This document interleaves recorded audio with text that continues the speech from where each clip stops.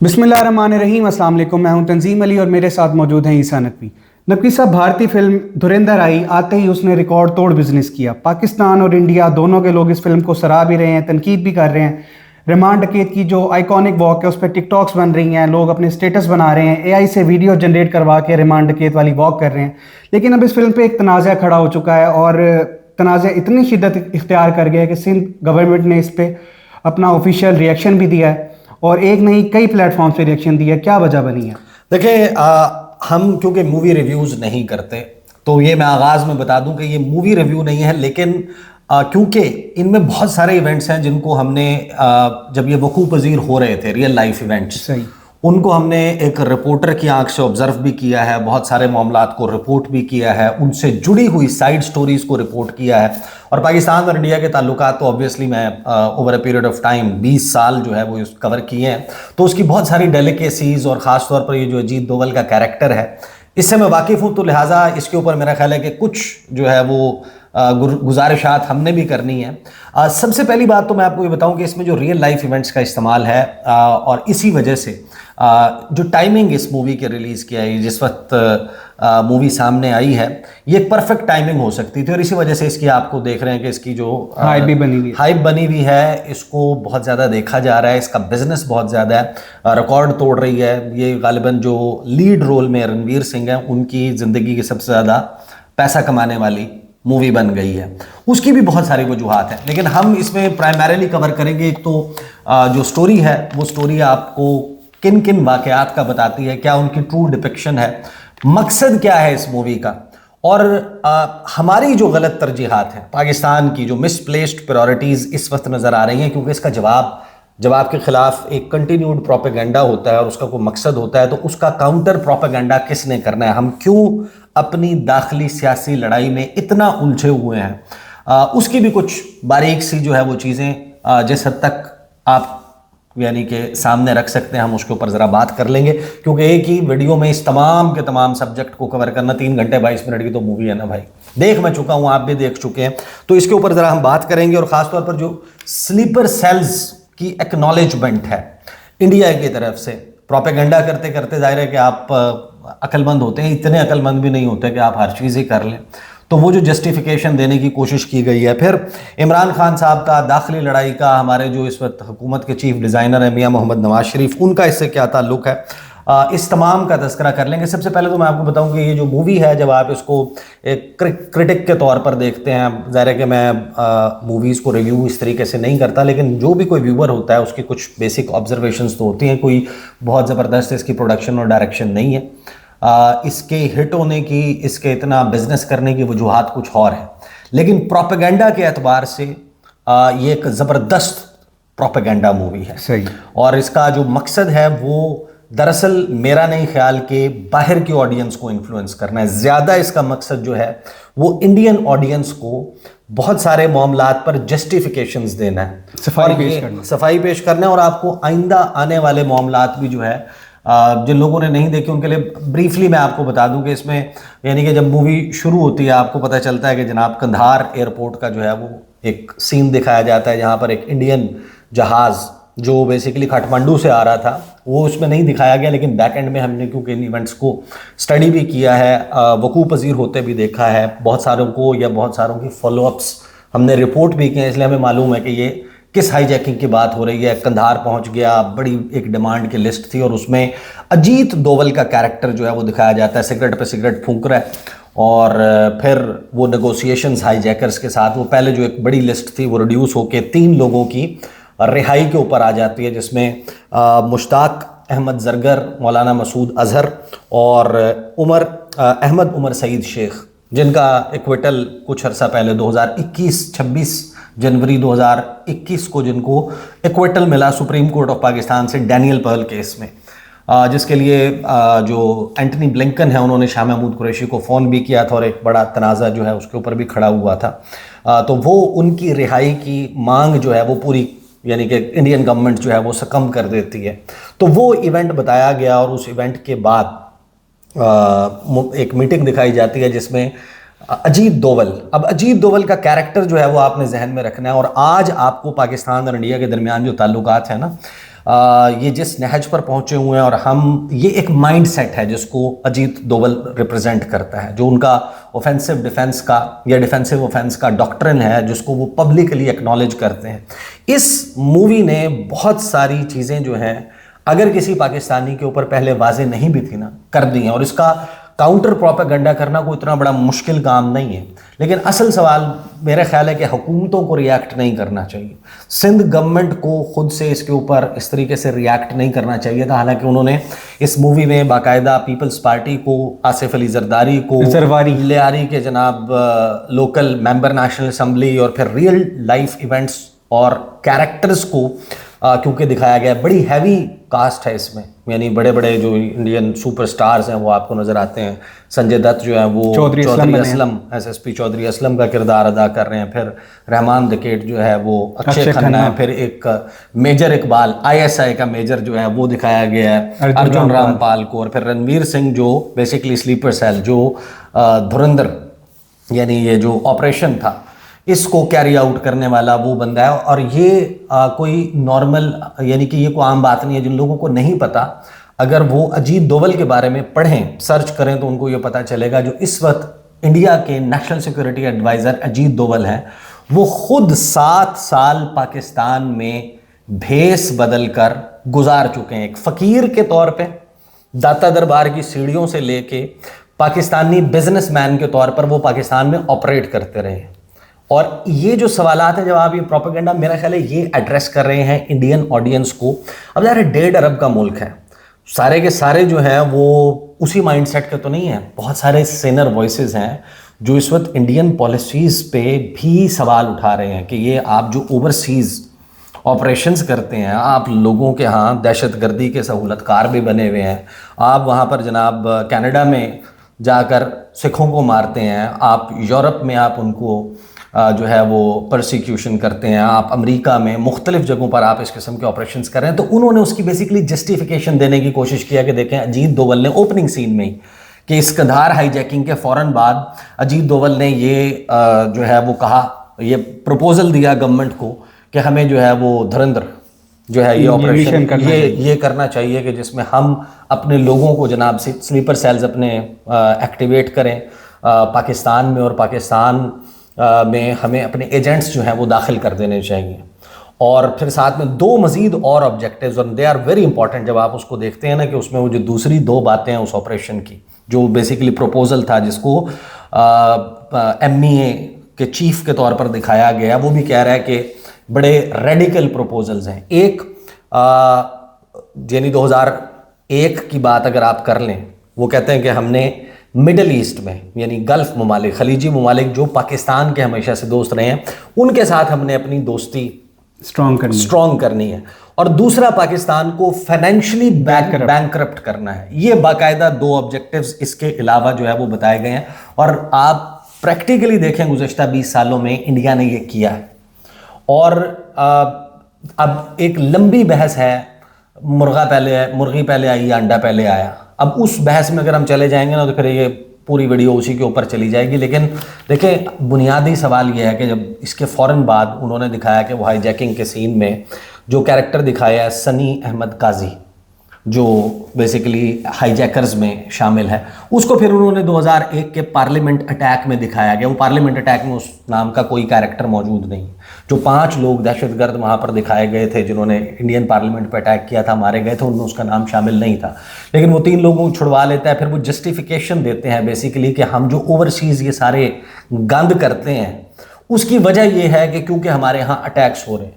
और आगे चल के जब आप मूवी में देखते हैं तो आप तो बेसिकली एक्सेप्ट कर रहे हैं कि आप फैसिलिटेट कर रहे हैं। इस मूवी में इंडिया ने फैसिलिटेट किया मुंबई हमले, यानी जाकर साजो सामान लाने से लेकर उन साजो सामान के जाने तक वो सारा कुछ अपनी आंखों से होता हुआ तो वही उनका एजेंट ही देख रहा था ना। लेकिन मूवी तो मूवी है। अब आप जाहिर है कि उसको ज़रा मूवी के एस्पेक्ट से ही अपने जहन में रखें। वो रियल लाइफ में इस तरीके से नहीं हुआ था। लेकिन कुछ चीज़ें जो प्रोपेगेंडा के लिए बाकायदा, एक तो यानी कि जब डायरेक्शन और प्रोडक्शन के एतबार से देखें कि 2001 का आप लियारी दिखा रहे हैं और वो रणवीर सिंह जो है वो बॉर्डर पार करके खरोटाबाद वो जनाब पहुंचता है बॉर्डर के से पे। अच्छा, ये बॉर्डर पे रिश्वत वाला मामला, हमें मालूम है कि रियल लाइफ में होता है। और अफ़गानिस्तान को टेरर लॉन्च पैड के तौर पर पाकिस्तान के ख़िलाफ़ इस्तेमाल किया गया है, ये भी बात बिल्कुल दुरुस्त है। ये सारी चीज़ें आप एक्सेप्ट कर रहे हैं ना, जब आप ये मूवी बना रहे हैं तो असल में तो रियल लाइफ में भी ये सब कुछ करता रहा है ना इंडिया पाकिस्तान के ख़िलाफ़। अब वहाँ से वो जब पहुँचता है लियारी, तो 2001 की एक लियारी की बिल्डिंग में जो AC के 150 स्प्लिट यूनिट नज़र आते हैं, इसलिए मैं कह रहा हूँ 2001 में इतनी पुअर अंडरस्टैंडिंग ऑफ पाकिस्तान है कि पाकिस्तान अगर दिखाना है तो आपने जो है वो सुरमा दिखाना है सबसे पहले, तो सुरमा दिखाना है, बटन यहाँ तक खुले हुए हों, गले में सीने छोटा के सा बाल तावीज़ नजर आ रहे हों, वो तावीज़ भी हो, और फिर नहीं तावीज़ होते हैं लेकिन ये इस तरीके के, फिर वो मुर्गियाँ जो है वो लटक रही हों, धुआं निकल रहा हो, कुछ इस किस्म के जो है ना वो चीज़ें दिखाएंगे तो वो पाकिस्तान। और फिर वो शादी ब्याह वाले जो है वो इश्तिहारात वो लगे हुए हों, दीवार पे लिखा हुआ वो दूध सोडे की दुकान, रूह अफ़ज़ा, आलम दूध सोडा। अच्छा फिर उसका, अच्छा हम बहुत ज़्यादा ही क्रिटिकल एनालिसिस में चले गए ना मूवी और उसमें, लेकिन मैंने ये देखा कि इंडिया ने जब जब पाकिस्तान को शूट किया ना अपने मूवीज़ में, दैट शोज़ बड़ी पुअर अंडरस्टैंडिंग। मुझे याद है 2013-14 की बात है गालिबन, या 15 की बात है, डॉक्टर वेद प्रताप वैदिक वो आए हुए थे, तो मुझे यहाँ पे 10-12 दिन उनके साथ गुजारे थे।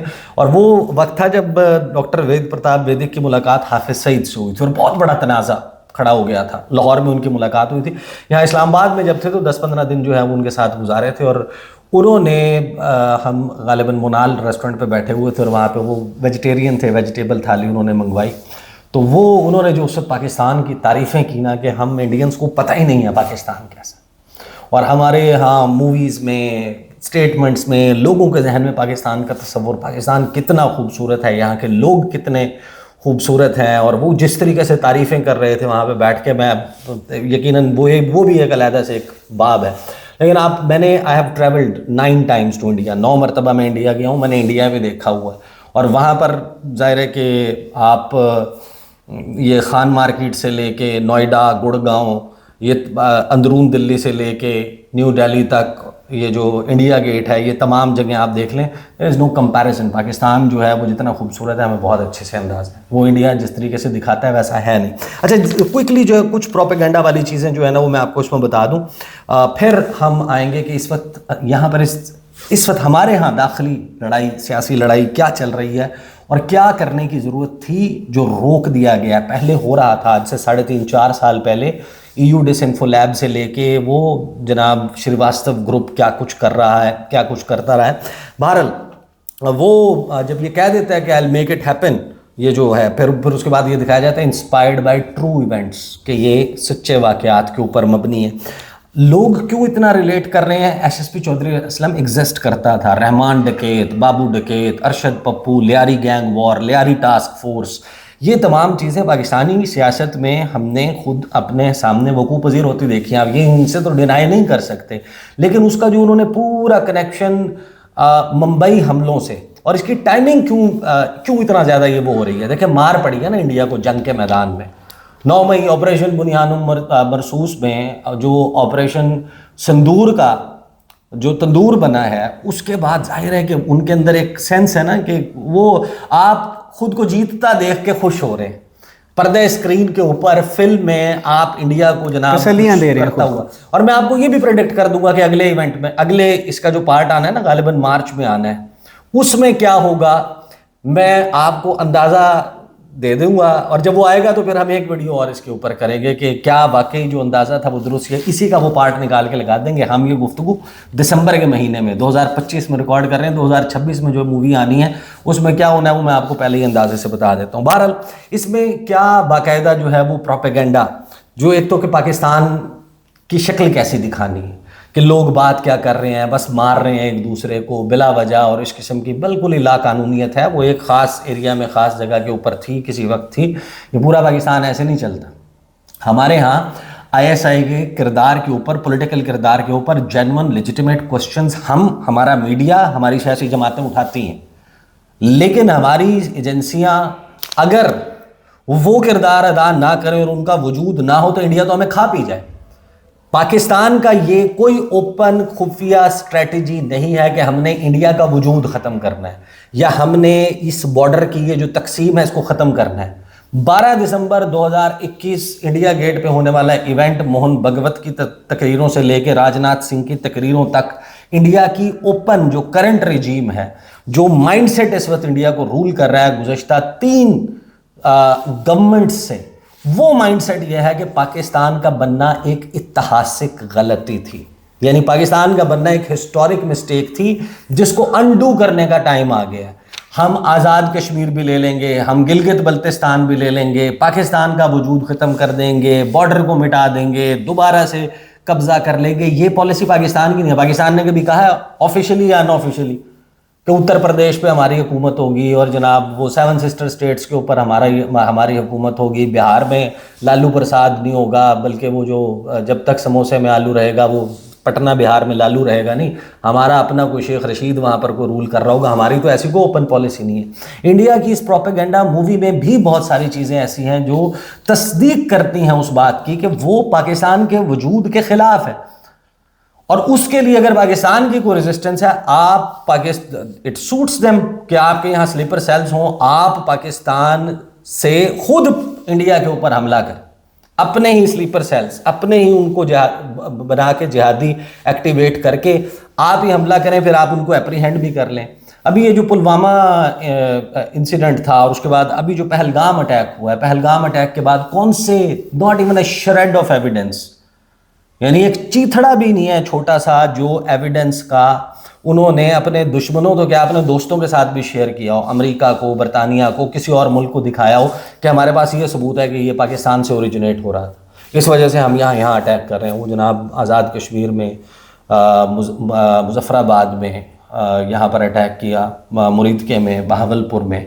अब वो एक खिफ़त भी उसकी मिटानी थी, वो आपने पर्दा स्क्रीन के ऊपर मिटाने की कोशिश कर ली, इसीलिए लोग ज़्यादा देख भी रहे हैं, वो खुश हो रहे हैं, चलो यार असल में तो हमने कुछ नहीं किया, फिल्म में मूवी में ही हम कुछ कर लें। अगरचे अभी तक इस मूवी में भी कोई ख़ास नहीं, रहमान डकैत बस मरा है और उसके बाद वो लियारी जो है वो मिल जाएगा, कोई हमजा अली अब्बासी का कोई इसमें किरदार आ जाएगा जो उसमें दिखाया गया। अच्छा वैसे हमजा अली अब्बासी का कैरेक्टर आप अदरवाइज सर्च करने की कोशिश करें, आपको ऐसा सच कोई वो हमजा अली अब्बासी कह रहा हूँ, सॉरी यार, हमजा अली मज़ारी, वो मैं किसी और की तरफ जहन चला गया। अच्छा फिर क्या दिखाया, वो आलम दूध सोडा इस तरह का है पाकिस्तान में। अच्छा फिर खनानी एंड कालिया एक बड़ा मशहूर जो है वो पाकिस्तान के उसमें, और फिर उनके नाम कुछ उनमें वहाँ पर आए भी हैं कुछ रिपोर्ट्स में।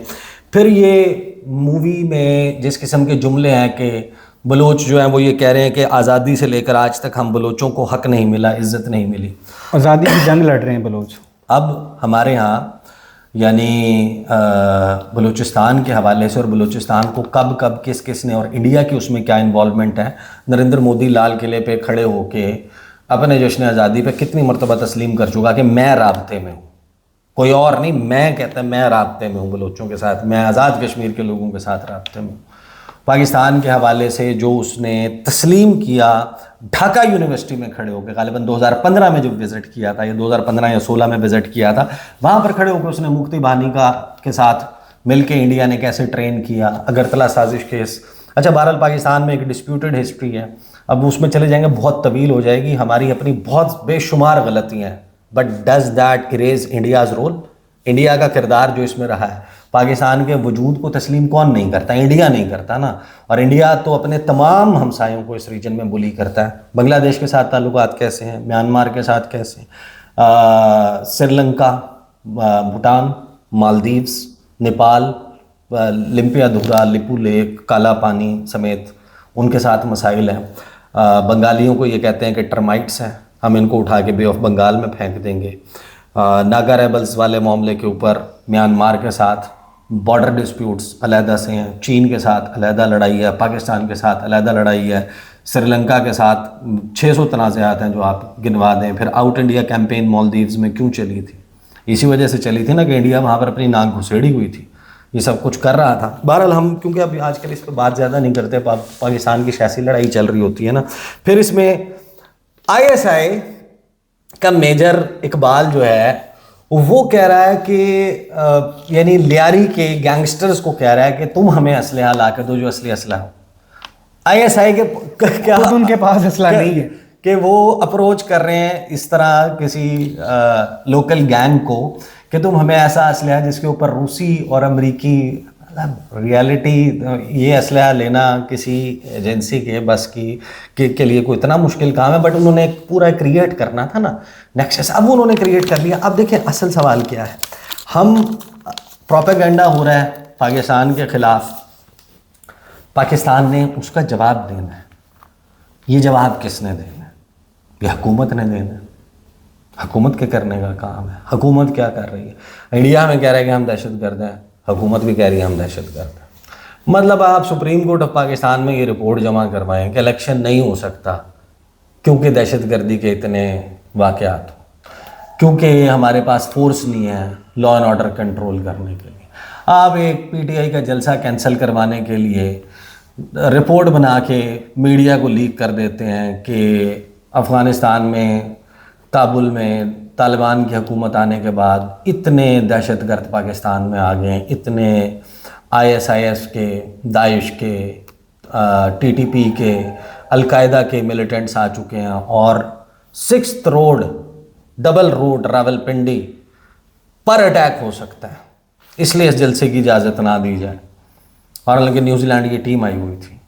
आप जब इस किस्म के काम करेंगे, आप खुद अपने सुप्रीम कोर्ट ऑफ पाकिस्तान में जमा करवाएंगे, फिर आप सियासी मुकदमात जितने भी हैं बनाएं सब कुछ करें, लेकिन बाहर बैठे वो बंदे को सिर्फ फिगर नज़र आते हैं। आप जब पॉलिटिकल वर्कर्स के ऊपर दहशतगर्दी के मुकदमात बनाते हैं, उसका मैसेज इंटरनेशनली नंबर जाता है कि दहशतगर्दी के कितने हैं। इंडिया आपको साबित करना चाहता है कि हम एपिड सेंटर ऑफ टेररिज्म हैं। इंडिया की अपनी क्या क्या किरदार हैं, अगर आप उठा के चिट्टी सिंहपुरा का वाक़या, टेरर बोट का ड्रामा, उड़ी के वक्त क्या हुआ था, पुलवामा में क्या हुआ था, पठानकोट वाले इंसिडेंट को, इन तमाम को, इनकी टाइमिंग, इनको कैसे पाकिस्तान के ख़िलाफ़ इस्तेमाल किया गया, फॉल्स फ्लैग ऑपरेशंस कब कब किए गए, ये तो हमारी सियासी लड़ाई में हमारे सियासतदान इदारे इतना इन्वॉल्व होकर उस जगह पर चले गए हैं कि जहाँ पर हमें इंटरनेशनली आपने जो अभी मई की जंग के बाद जो मकाम बनाया है, we are going to unfortunately fast lose that space अपनी दाखिली सियासी लड़ाई की वजह से। EU डिसइंफो लैब था, मनी इंफॉर्मेशन लॉन्ड्रिंग कैसे की जाती है, मरे हुए लोगों को रिजरेक्ट करके, जाली ऑर्गेनाइजेशंस बना के, UN के साथ रजिस्टर करके, नकली, जब ह्यूमन राइट्स काउंसिल का, EU पार्लियामेंट का इजलास हो रहा है तो बाहर जनाब जाली किस्म के लोग खड़ा करके वहाँ पर एहतजाज करवा के, उसके ऊपर नकली वेबसाइट्स के ऊपर उसको रिपोर्ट करवा के, फिर इंफॉर्मेशन लॉन्ड्रिंग कैसे होती है कि यहाँ पर ANI उसको रिपोर्ट करेगा, फ़लाँ वेबसाइट फ़लाँ को कोट करते हुए, वो श्रीवास्तव ग्रुप है वो कैसे उस इंफॉर्मेशन को ऑफिशियल बना देंगे, फिर उसके बाद ANI को कोट करते हुए दुनिया भर में वेबसाइट्स उसको कैसे रिपोर्ट करेंगे, और पाकिस्तान का एक पोर्ट्रेयल होगा कि जैसे बस ये दहशतगर्दी का मरकज़ और मंबा है।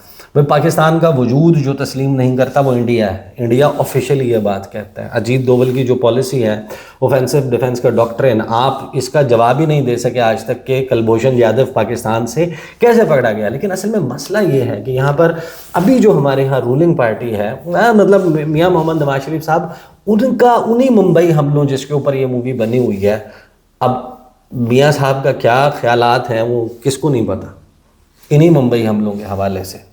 और कुलभूषण यादव का तस्करा कभी मियाँ मोहम्मद नवाज शरीफ वक्त आया था कि वो एतजाज़ हसन ने इनाम भी रख दिया कि अगर मियाँ साहब अपने मुंह से एक मरतबा कुलभूषण यादव का नाम ले दें तो मैं 1 लाख रुपए जो है वो जो नाबीना अफराद हैं उनके लिए डोनेट करूँगा, फ़लाँ हॉस्पिटल को या फ़लाँ चैरिटी को इतने दूँगा। मियाँ साहब ने वो भी नहीं फिर भी नहीं किया।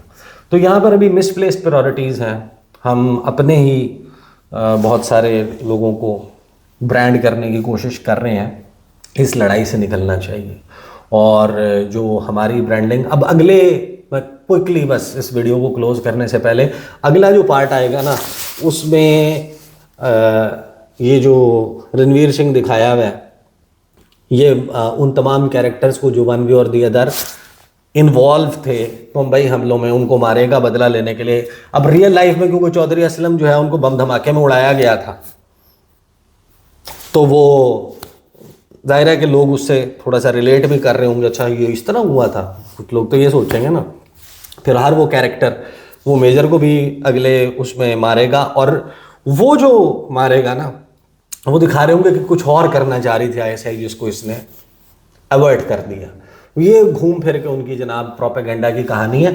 अपने लोगों को वो ये जस्टिफाई करना चाह रहे हैं कि हम जो इंटरनेशनली डर्टी गेम्स करते हैं वो हम इस वजह से करते हैं क्योंकि फलां इवेंट्स में ये लोग इन्वॉल्व थे। ये भी सारी कहानी है उनकी अपनी इन्वेस्टिगेशंस बाद में आने वाली। हु किल्ड करकरे, हेमंत करकरे, वो वाली आप। फिर नेपाल में आप क्या गेम्स करते हैं, आपने टेरर बोट, चिट्टे सिंहपुरा, आपने कब कब क्या क्या किया। जो समझौता एक्सप्रेस है उस साने में कौन कैसे मुलव्वस था, स्वामी असीम आनंद की क्या कहानी है, ये खुद उठा के पढ़ लें, कभी उसके ऊपर मूवी बनाएं। अभी तो खैर इन्होंने ऑपरेशन सिंदूर पे भी कुछ बनानी है। बहुत शुक्रिया एहसान नकवी साहब के तज्जिए का। आपसे अगली वीडियो में मुलाकात होगी, हमें इजाज़त दें। अल्लाह हाफिज़।